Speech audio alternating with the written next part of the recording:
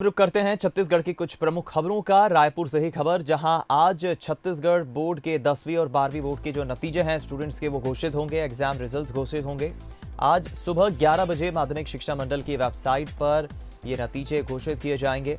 माध्यमिक शिक्षा मंडल अध्यक्ष डॉक्टर आलोक शुक्ला ने इस बात की जानकारी सोमवार को ही दे दी थी और स्कूल शिक्षा मंत्री डॉक्टर प्रेमसाय सिंह आज ये नतीजे जारी करेंगे।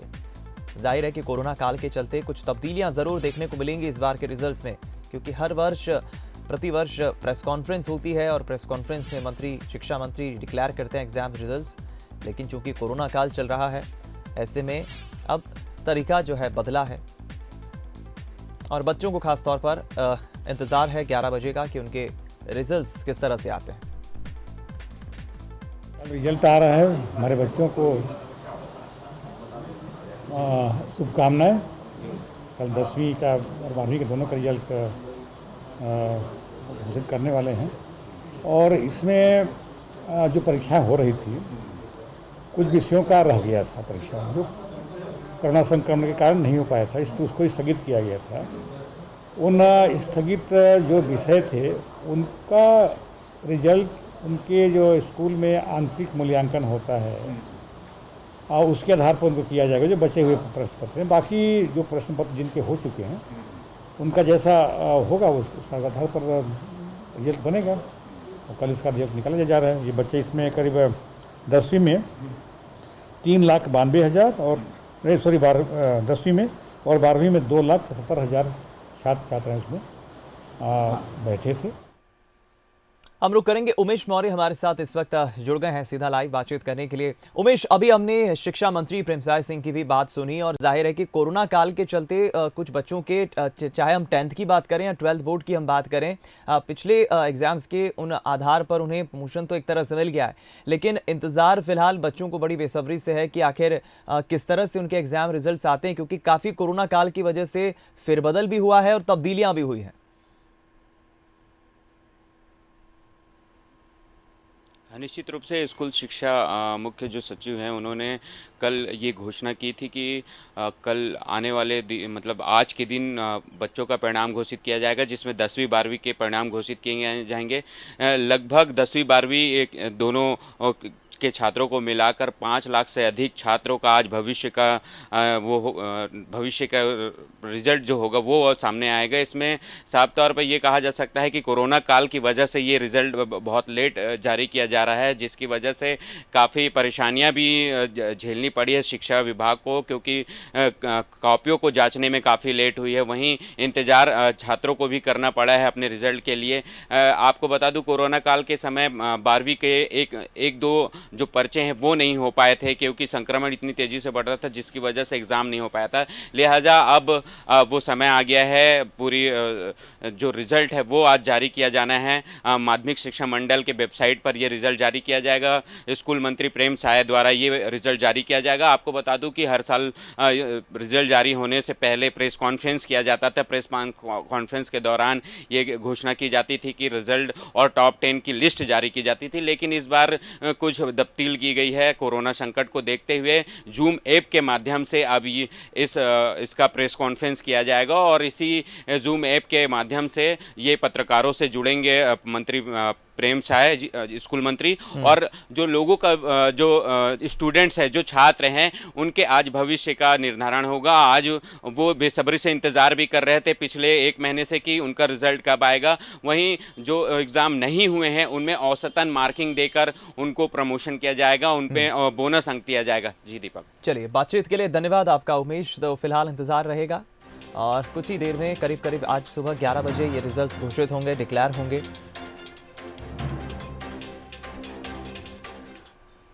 छत्तीसगढ़ में कोरोना वायरस के संक्रमण ने कोहराम मचा रखा है। जिले के कई इलाके कोरोना हॉटस्पॉट में तब्दील हो चुके हैं। वहीं अब जिले के एक विधायक की रिपोर्ट कोरोना पॉजिटिव आने के बाद अब हड़कंप की स्थिति बच गई है। स्वास्थ्य विभाग ने इस बात की पुष्टि की है।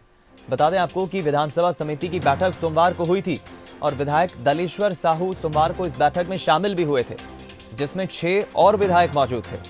ये 6 विधायकों में अजय चंद्राकर, गुलाब कमरो, गुरुदयाल बंजारे, कुलदीप जुनेजा शामिल हुए थे और अब सभी इन विधायकों को होम क्वारंटीन करने की तैयारी की जा रही है।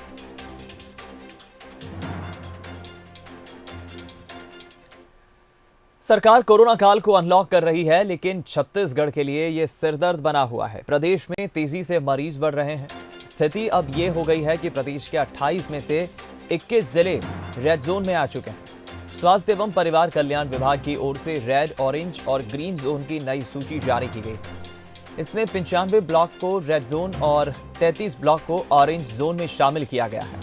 प्रदेश के कुल एक्टिव केस डबलिंग रेट के आधार पर रिपोर्ट तैयार की गई है। विभाग की सचिव की ओर से अधिसूचना जारी कर दी गई है। इसमें रेड जोन से बचे जिलों में धमतरी, गौरेला, पेंड्रा, मरवाही, दंतेवाड़ा, बस्तर, कोंडागांव, सुकमा और बीजापुर शामिल है। बीजापुर ही एकमात्र ऐसा जिला है जो ना तो रेड जोन में है और ना ही ऑरेंज जोन में।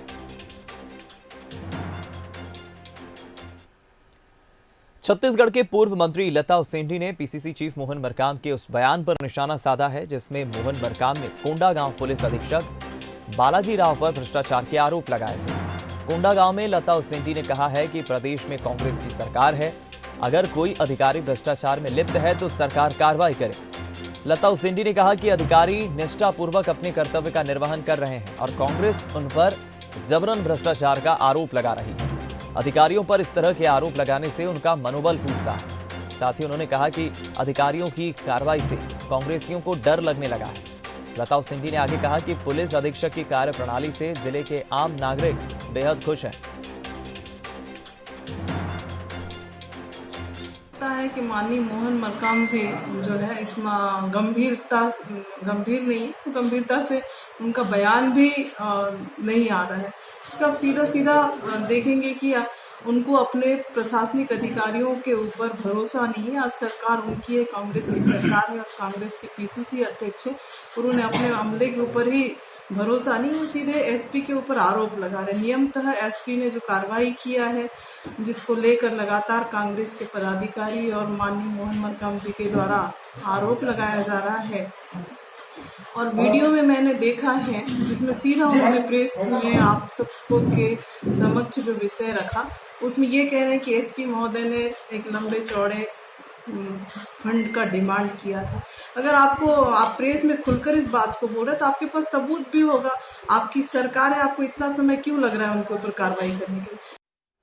मध्य प्रदेश के मुख्यमंत्री शिवराज सिंह चौहान छत्तीसगढ़ के बीजेपी कार्यकर्ताओं को संबोधित करेंगे। मुख्यमंत्री शिवराज सिंह चौहान 28 जून को एक बड़ी वर्चुअल रैली करने जा रहे हैं, जिसमें मोदी सरकार के दूसरे कार्यकाल के 1 साल पूरे होने पर इस रैली के माध्यम से, वर्चुअल रैली के माध्यम से सीएम शिवराज सभी कार्यकर्ताओं को संबोधित करेंगे और मोदी सरकार की अब तक की उपलब्धियां बताई जाएंगी। गौरतलब है कि 7 जून से बीजेपी जिलेवार वर्चुअल रैलियां आयोजित कर रही हैं और इसी क्रम में सीएम शिवराज छत्तीसगढ़ के बीजेपी कार्यकर्ताओं को संबोधित करेंगे।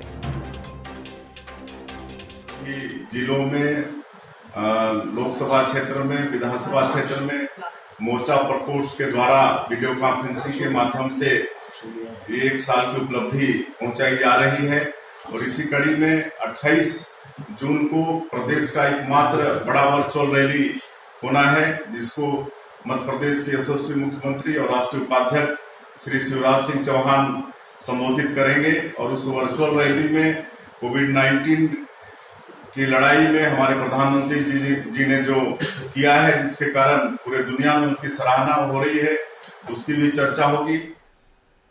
छत्तीसगढ़ में सत्ता में कांग्रेस के नेताओं की भागीदारी और ज्यादा बढ़े, इसके लिए जल्द ही निगम मंडलों में नियुक्तियां होंगी। इसको लेकर प्रदेश प्रभारी पीएल पुनिया ने सभी नेताओं की सहमति से फॉर्मूला तैयार कर लिया है। अब सबको उम्मीद है कि आज या कल में निगम मंडलों में नियुक्तियां हो जाएंगी। भूपेश सरकार में 100 से अधिक खाली पड़े निगम मंडलों के पदों में नियुक्ति की कवायद तेज हो गई है। इसको लेकर संगठन के प्रदेश प्रभारी पीएल पुनिया रविवार को बड़े नेताओं की अहम बैठक ले चुके हैं। उसमें निगम मंडल चयन के मापदंड तय हो गए हैं। बड़े नेता के समन्वय से इन पदों में 1-2 दिन में नियुक्ति होगी। निगम मंडल में नियुक्ति के लिए उन्हें चुना जाएगा जो दावेदार होने के बाद भी विधानसभा या लोकसभा चुनाव नहीं लड़ पाए। निगम, पंचायत चुनाव और संगठन में जिन्हें कोई पद नहीं मिल पाया। 2018 में पार्टी को जिताने में जिनकी अहम भूमिका रही, संगठन में लंबे समय से जो काम कर रहे हों, वो सीनियर विधायक जो मंत्री नहीं बन सके।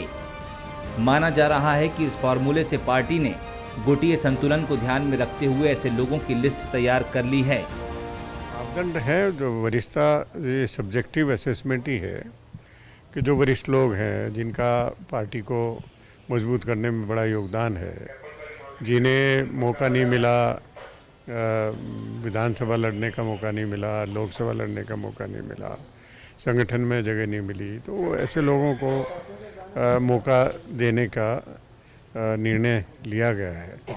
और वो सूची अंतिम रूप प्रदेश कांग्रेस कमेटी के अध्यक्ष वो करेंगे और फिर वो दे के प्रस्ताव भेजेंगे, उसको अंतिम रूप से कांग्रेस प्रेसिडेंट का अनुमोदन दिया है। जो हमारे बड़े चेहरे हैं, जो 15 साल संघर्ष किए हैं, उन सभी नामों पर चर्चा की। जो नाम हो सकते उन नामों को सॉर्ट आउट किया गया, उन नामों पर अंतिम मुहर उन्हीं नामों पर विचार हो गया।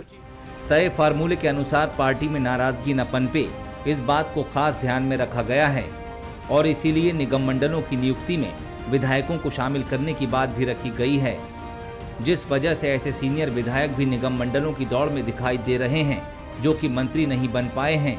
हालांकि कई सीनियर विधायक इस पक्ष में नहीं हैं। जब कोई बात की जाएगी, कोई प्रस्ताव आएगा, उस वक्त मैं अपने कार्यकर्ताओं से और सब लोगों से बातचीत करके नेताओं को बताऊंगा। लेकिन अभी फिलहाल कोई चर्चा में ऐसा प्रस्ताव न कोई हमारे पास है, न हमसे किसी ने चर्चा की है।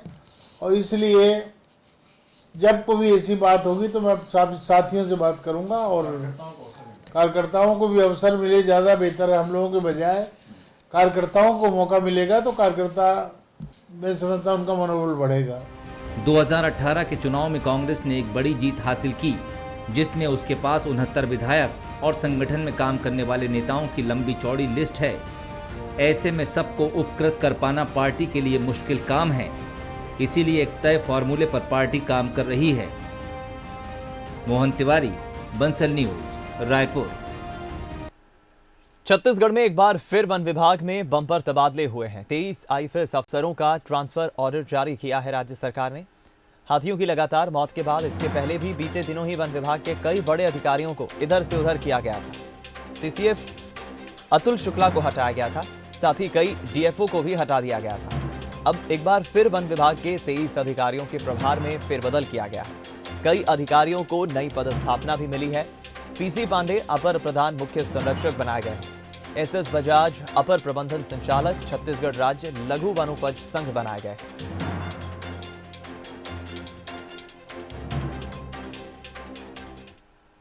खुली चराई से खेती को होने वाले नुकसान की रोकथाम के लिए छत्तीसगढ़ की परंपरा रोका छेका अब सरकारी तरीके से एक अभियान के रूप में शुरू हो चुकी है। 19 जून को सीएम भूपेश बघेल ने रोका छेका अभियान की शुरुआत की, जिसमें 2215 गौठानों को 8 करोड़ 86 लाख रुपए की राशि जारी की गई। छत्तीसगढ़ में प्राचीन काल से पशुओं को फसल की चराई रोकने के लिए रोका छेका की परंपरा के तहत रोका जाता रहा है। खासकर फसल की बुआई के समय से ही रोका छेका किया जाता रहा है। लेकिन देखने में अब ये आ रहा है कि आवारा पशु रोके नहीं जा रहे, जिससे फसलों को काफी नुकसान हो जाता है। इसी नुकसान को रोकने के लिए सरकार ने इसे संरक्षण देने का फैसला लिया है। साथ ही इसके जरिए छत्तीसगढ़ी परंपरा का भी संवर्धन हो जाएगा। सीएम भूपेश बघेल ने इस अभियान की शुरुआत 19 जून को हाईटेक तरीके से वीडियो कॉन्फ्रेंसिंग के जरिए की। पशुओं से फसलों की सुरक्षा के लिए सभी जिले के सभी गोठान ग्रामों में रोका छेका कार्यक्रम आयोजित हुआ। इस मौके पर ग्रामीणों ने पशुओं को गोठान में भेजने तथा उन्हें खुले में चरने के लिए न छोड़ने का संकल्प लिया। इस अवसर पर कृषि विभाग के अधिकारियों ने वैज्ञानिक विधि से बुआई के साथ कृषि विभाग की योजनाओं की जानकारी दी। किसानों को दलहन बीज, मिनी किट और फलदार पौधों का निःशुल्क वितरण किया गया। इस अभियान के तहत पशुपालक और लोगों को पशुओं को बांध कर रखने की व्यवस्था गांव में सुनिश्चित की जानी है। रोका छेका की व्यवस्था को लागू करने के लिए ग्राम स्तर पर ग्राम सरपंच, पंच, जनप्रतिनिधि और ग्रामीणों को जोड़ा गया है। पहली बार छत्तीसगढ़ की इस प्राचीन परंपरा को सरकारी स्वरूप में लागू किया गया है, तो इसके लिए राशि भी जारी की गई है। हर गोठान को 40,000 रुपए दिए गए हैं। 2215 गोठानों को 8 करोड़ 86 लाख रुपए जारी किया गया है। पंचायत एवं ग्रामीण विकास विभाग ने गोठानों के लिए ये राशि जारी की है। राशि का इस्तेमाल मवेशियों के व्यवस्थापन, गोठानों के रखरखाव और संचालन से होगा। मुख्यमंत्री जी का सोचना है कि हम अगर 15 दिन 20 दिन पहले भी अगर रोका छेका का कार्यक्रम लागू करेंगे तो पूरे छत्तीसगढ़ में जो खरीफ है उसके फसल को तो हम बचा पाने में सफल होंगे। रबी की भी जो तैयारी करने का जो वक्त मिलता है वो हमारे किसानों को मिल जाएगा। और एक बहुत बड़ा कार्यक्रम पूरे छत्तीसगढ़ में माननीय मुख्यमंत्री जी के निर्देश पे चल रहा है। हम लोगों ने इस कार्यक्रम को प्रारंभ कर दिया है। पूरे छत्तीसगढ़ में 30 तारीख तक ये अभियान चलेगा और इसमें किसान भागीदार हो रहे हैं, गौठान ग्राम के समितियां भागीदार हो रही हैं, सेल्फ हेल्प ग्रुप भागीदार हो रही हैं, महिला समूह इसमें एक्टिव हो गई हैं, ग्राम पंचायतों की बैठकें हो रही हैं और इसके तहत हम लोगों ने गौठान के निर्माण के लिए, गौठान के संयोजन के लिए, उसके संचालन के लिए राशि भी जारी की है। और आप देखेंगे कि पूरा प्रशासन से लेकर सारे अधिकारियों ने इसको सफल बनाने के लिए मेहनत किया है। वैसे तो रोका छेका छत्तीसगढ़ की पुरानी परंपरा है, लेकिन वर्तमान समय में इस परंपरा का पालन न होने से फसलों को काफी नुकसान हो रहा है। साथ ही पशुओं के स्वास्थ्य पर भी बारिश के दिनों में खुले में चरने से बुरा असर पड़ता है। इसलिए प्रशासन ने इस अभियान के तहत ग्रामीणों से पशुओं को खुले में न छोड़ने की अपील की है। मवेशियों को चरवाहे की देखरेख में गोठान में भेजने की व्यवस्था सुनिश्चित करने का भी आग्रह किया गया है। लोगों को इस काम से जुड़ने के लिए संकल्प भी दिलाया गया। रोका छेका का मतलब है कि अब उनको छोड़ना नहीं है जानवर को, क्योंकि जानवर अगर अभी भी किसी भी खेत में घुसेंगे तो फसलों का नुकसान होगा। तो रोका छेका पारंपरिक है और ग्रामीण जानते हैं। छत्तीसगढ़ की परंपरागत कृषि और अर्थव्यवस्था को मजबूत बनाने की दिशा में छत्तीसगढ़ सरकार पहले ही नरवा गरबा घुरबा बाड़ी योजना का संचालन कर रही है। अब इसी योजना को और आगे बढ़ाते हुए इसमें फसल चराई रोकने की दिशा में कदम उठाए गए हैं, जो कि छत्तीसगढ़ की कृषि व्यवस्था में एक बड़ा परिवर्तन साबित होने जा रहा है। वहीं पशुओं से होने वाली फसलों के नुकसान को रोकने के लिए रोका छेका को सरकारी संरक्षण देना भी फायदेमंद साबित होता दिख रहा है। मोहन तिवारी, बंसल न्यूज, रायपुर। छत्तीसगढ़ सरकार ने इंद्रावती नदी पर प्रस्तावित बोधघाट परियोजना को जल्द ही पूरा करने का फैसला कर लिया है। इसे बस्तर के विकास के लिए महत्वाकांक्षी प्रोजेक्ट माना जा रहा है, लेकिन सरकार का फैसला आते ही अब इसका विरोध भी शुरू हो गया है। दरअसल डूब क्षेत्र के ग्रामीणों ने गांव और खेत का हवाला देकर इसका विरोध किया है। अब देखना होगा कि सरकार इसे कैसे हल करती है। देखिए खास रिपोर्ट। शनिवार को सीएम भूपेश बघेल ने एक बड़ी बैठक लेकर इंद्रावती नदी पर प्रस्तावित बोधघाट परियोजना को हरी झंडी दे दी। सीएम बघेल ने कहा कि बस्तर के लोगों को विश्वास में लेकर योजना को आगे बढ़ाया जाएगा। प्रभावित लोगों के रोजगार, मकान और जमीन के बदले जमीन की व्यवस्था की जाएगी। इसका फायदा बस्तर संभाग के अधिकांश ग्रामीणों और किसानों को मिलेगा। लेकिन सरकार के इस फैसले का सुकमा और बीजापुर में विरोध शुरू हो गया है। बोधघाट परियोजना का विरोध कर रहे ग्रामीणों का कहना है कि उन्हें गांव छोड़कर जाना पड़ेगा। पीढ़ी दर पीढ़ी ग्रामीण यहां अपने गांव से जुड़े हैं, वो अपने पुश्तैनी घर और जमीनों को नहीं छोड़ सकते। हम सुबह बैठक में बोल रहे हैं ग्रामवासी सब कि हम कहाँ जाएंगे। हम इसमें जो है आवेदन बना के सरकार को दूंगा। सरकार हमको बिल्कुल यहाँ से हम उठना नहीं चाहते। जहाँ हमारा बाप दादा यहाँ माने पीढ़ीपुर का 2-3 पीढ़ी हो गया यहाँ हैं। 18 तारीख को हम फिर सब जितना सरपंच मन है तो सब इकट्ठा माने करके हम आवेदन देने के लिए तैयार। हमें हमको विरोध करना है, हमको कहीं जाना नहीं है। अच्छा। हड़ताल निकालना है। इंद्रावती नदी पर प्रस्तावित बोधघाट परियोजना की लागत लगभग 22,653 करोड़ रुपए है। इस परियोजना के फायदे की बात करें तो बोधघाट परियोजना से 300 मेगावाट बिजली का उत्पादन हो सकेगा। साथ ही 3,66,000 हेक्टेयर में सिंचाई हो सकेगी। बस्तर की इकोनॉमी में 6,223 करोड़ रुपए की बढ़ोतरी होगी। इंद्रावती नदी के 300 टीएमसी जल का उपयोग हो सकेगा। हर साल 4,824 टन मछली का उत्पादन भी हो सकेगा। इस प्रोजेक्ट से 359 गांवों को फायदा होगा, जिनमें दंतेवाड़ा के 51, बीजापुर के 218 और सुकमा के 90 गांव शामिल हैं। सीएम बघेल के साथ बैठक में मौजूद रहे बस्तर सांसद दीपक बैज का कहना है कि वो मुख्यमंत्री के साथ फिर बैठक करेंगे। कोशिश होगी कि ग्रामीणों को इस परियोजना से कोई नुकसान न हो। केंद्र सरकार लगातार बोधघाट परियोजना के लिए हमेशा बीच बीच में ऐसे दबाव बनाते रहा है, लेकिन जिस स्थिति अभी सर्वे चालू हुआ है, अभी हम लोग 20 पे नज़र बनाए हुए हैं और अभी बस्तर के हम सभी विधायक इस पे आगे की रणनीति तय करेंगे और सभी विधायकों से चर्चा करने के बाद हम बस्तर के हित और बस्तर के बात को लेकर निश्चित रूप से हम छत्तीसगढ़ सरकार के साथ हम जल्दी इसके लिए हम चर्चा करने वाले हैं। बस्तर की इंद्रावती नदी में प्रस्तावित बोधघाट परियोजना का महत्व इसलिए बढ़ जाता है क्योंकि इससे न सिर्फ बस्तर की सिंचाई क्षमता बढ़ेगी बल्कि बिजली उत्पादन के साथ साथ कई और व्यवसाय और उद्योगों के लिए भी रास्ते खुल सकेंगे। प्रशांत गजभिये, बंसल न्यूज, जगदलपुर। बिलासपुर से इस वक्त खबर मिल रही है, जहां बिलासपुर के कानन जू में एक बार फिर एक ही दिन के भीतर 2 जानवरों की मौत हो गई है। बताया जा रहा है रेस्क्यू करके 2 जानवरों को लाया गया था जिनकी मौत हुई है, जिनमें से एक लकड़बग्गा है और एक चीतल है जिसकी मौत हो गई है। 6 दिन पहले भी कानन जू में जो है बारहसिंघा की मौत हुई थी और लगातार जिस तरह से वन्य प्राणियों की मौत हो रही है इसके बाद वन्य जीव प्रेमियों में एक निराशा है, वो दुखी हैं काफी। वन विभाग की कार्यप्रणाली पर भी सवालिया निशान खड़े हो रहे हैं। अब रुक करेंगे, उमेश मौर्य हमारे संवाददाता इस वक्त फोन लाइन पर जुड़ गए बिलासपुर से। उमेश, जाहिर है कि इसके पहले एक बारहसिंघा की मौत की हमें खबर मिली थी और अब एक बार फिर एक चीतल और एक लगड़बग्गा की मौत की खबर मिल रही है। ये कहीं ना कहीं दुखद खबर तो है ही, लेकिन क्या कारण है? कुछ प्रतिक्रिया आई है वन विभाग की तरफ से या फिर वन्य जीव प्रेमियों की तरफ से?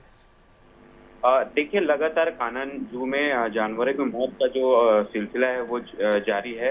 अभी बीते दिनों भी एक खबर हमने दिखाया था जिसमें बारहसिंघा की मौत हुई थी। एक बार फिर एक ही दिन में 2 जानवरों की मौत निश्चित रूप से सवालिया निशान तो खड़ा करता है वन विभाग के ऊपर।